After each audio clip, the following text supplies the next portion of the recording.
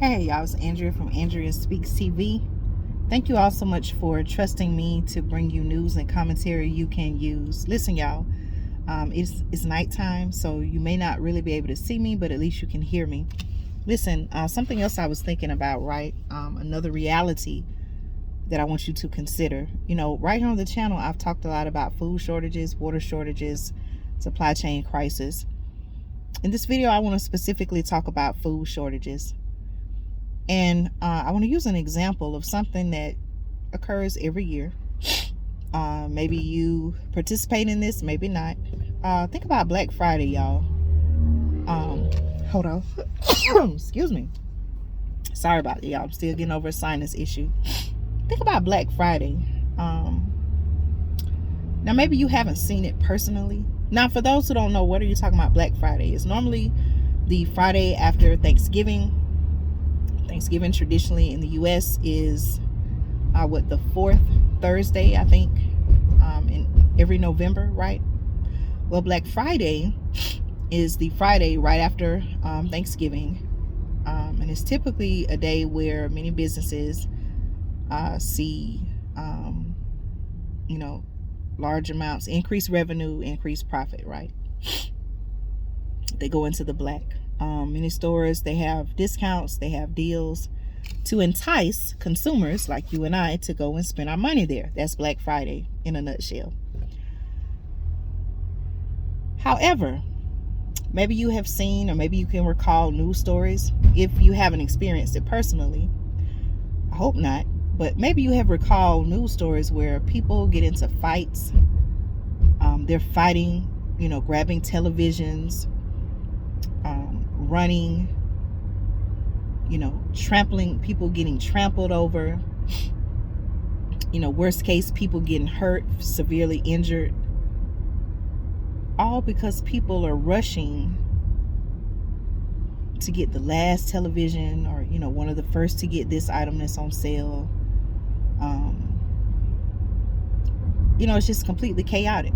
People, for whatever reason, they want to get in the store and they want to get what they feel like they want to get or need to get, right? So if people will do that, if people will fight and wrestle to the ground, if people will fight and wrestle each other to the ground over that, big screen television or that computer or that video game console or whatever, other type of item they feel like they're getting a, once in a lifetime deal on, so to speak, what do you think people will do over food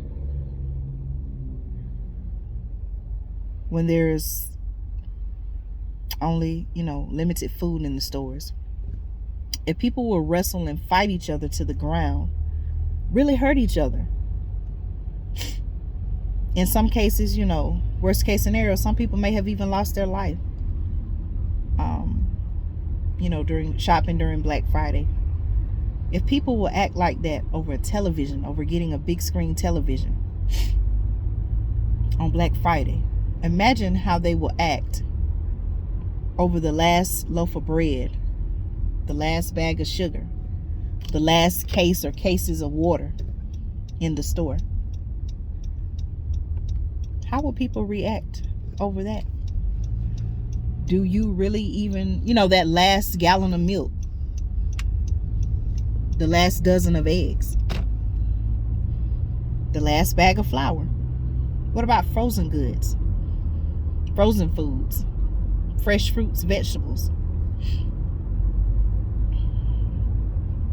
the last package of meat? Think about that, y'all. How will people act? What will people do just to get the food or water that they need? What will people do? What measures will people go through to get that last item that they need in the grocery store? I have another question to ask you. Do you even want to be there to find out? In a SHTF situation, when ish hits the fan, right? Do you really want to be in the grocery store in the midst of chaos, pandemonium, when people may just, you know, be losing their minds trying to get the food that they feel like they need when they've had all the time to prepare. Do you really want to be caught up in that situation? Do you want to be caught up in that moment? I don't want to be. I'm going to conclude with this, right?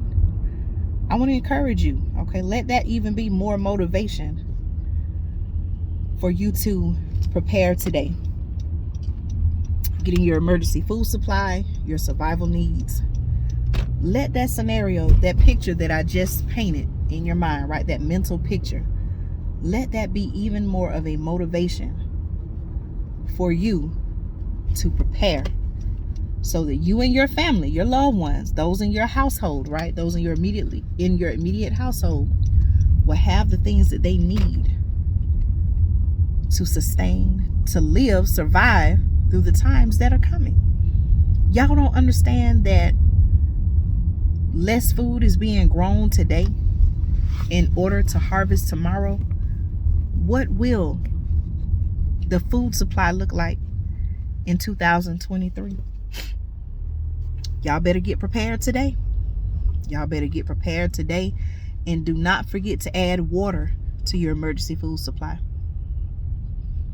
That's all I'm gonna say in this video, y'all. Y'all have a good day. Thank you for supporting the channel. I'll see you in another video.